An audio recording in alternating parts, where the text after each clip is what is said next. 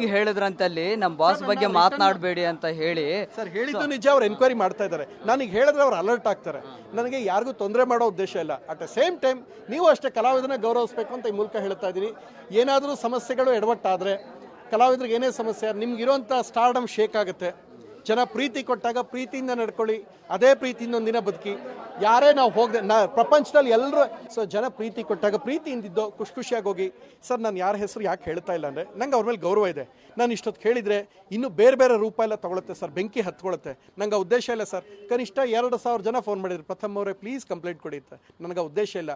ಪ್ರಥಮ್ ಸೈಲೆನ್ಸ್ನ ಯಾರೂ ಮಿಸ್ಯೂಸ್ ಮಾಡ್ಕೋಬಾರ್ದು. ಕಲಾವಿದರಾಗಿರಬೇಕು, ಬಹಳ ಪ್ರೀತಿಯಿಂದ ಇರಬೇಕು. ಆ್ಯಂಡ್ ಅದಲ್ಲದೆ ಇಂಥ ಗೂಂಡಗಳನ್ನೆಲ್ಲ ಯಾಕೆ ಸಾಕೋತೀರಾ? ಯಾಕೆ ಮನೇಲಿ ನಾಯಿ ಸಾಕೊಳ್ಳಿ.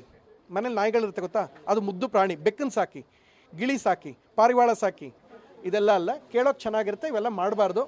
ಇದ್ರ ಹಿಂದೆ ನಾನು ಅಟ್ಲೀಸ್ಟ್ ನನಗೆ SP ಪಾಪ ಪ್ರೀತಿಯಿಂದ sir, I am very happy about Baba sir. Rajinikanth ಅವರು ತಮಿಳಲ್ಲಿ ಹೇಗೆ ಫಿಲಮ್ ಬಾಬಾ ಅಂತ ಮಾಡಿದ್ರು ಗೊತ್ತಾ, ಒಂದು ಬಾಬಾ ಅಂತ.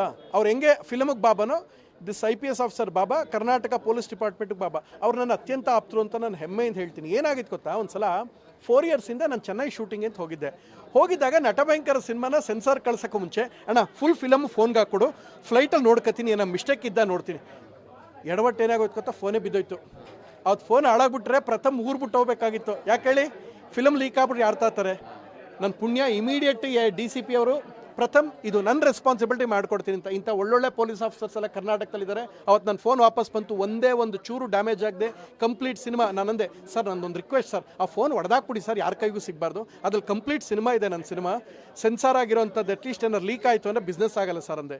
ಪ್ರಥಮ್ ಯಾವ ಹೊಡೆದಾಕೋದು ಇಲ್ಲ, ನಿಮ್ಮ ಪರವಾಗಿ ನಾನಿದ್ದೀನಿ. ನನ್ನ ಎಲ್ಲ ಕಾಂಟ್ಯಾಕ್ಟ್ಸು ನನ್ನ ನೆಟ್ವರ್ಕ್ ಯೂಸ್ ಮಾಡಿ ಹುಡುಕ್ಸ್ಕೊಡ್ತೀನಿ ಅಂತ ಹೇಳಿ ಹುಡುಕ್ಸ್ಕೊಟ್ಟಂಥವ್ರು ಅಂತಹ ಡೇರಿಂಗ್ ಆಫೀಸರ್ಸ್. ನಾನು ಅಂದ್ಕೊಂಡೆ ಸರ್ ಎಷ್ಟು ಬೇಕಾದ್ರೆ ಖರ್ಚಾಗಲಿ, ಯಾಕೆ ಖರ್ಚಾಗುತ್ತೆ ಪ್ರಥಮ್, ಸುಮ್ಮನೆ ನಿಂತ್ಕೊಳ್ಳಿ ಅಂತ ಹೇಳಿ ಹುಡುಕ್ಸ್ಕೊಟ್ಟವರು.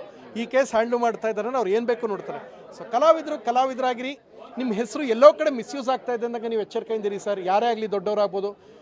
ನನಗೆ ಕನಿಷ್ಠ ಇಷ್ಟೆಲ್ಲ ಜ್ಞಾನ ಇರೋರ್ಗೊಂದು ಮಾತು ಹೇಳ್ತೀನಿ, ಕನಿಷ್ಠ 2,000 ಜನ ಪ್ರೀತಿನ ಕೇಳ್ಕೊಂಡು ಪ್ರಥಮ್ ಅವರೇ ನೀವು ಕೊಡಿ ಅಂತ. ಎಷ್ಟು ಜನ ನಾನು ಎಲ್ರಿಗೂ ಬೇಡ ಅಂತ ಹೇಳಿದ್ದೀನಿ. ಇದು ಪ್ರಥಮ್ ದೊಡ್ಡತನ ಮಿಸ್ಯೂಸ್ ಆಗಬಾರ್ದು. ಮಿಸ್ಯೂಸ್ ಆಗ್ತಾ ಇದೆ ಅಂದರೆ ಕೂಡ ಎಲ್ಲೋ ಒಂದು ಕಡೆ ತಪ್ಪು ನಡೀತಾ ಇದೆ ಅಂತ ಅರ್ಥ.